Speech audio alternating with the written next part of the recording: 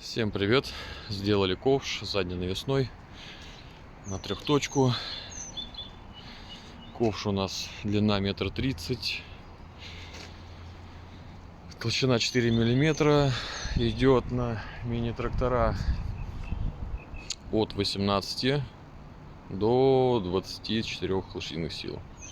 Сзади у нас здесь пальцы 22, сверху у нас 19. Вот так это дело выглядит.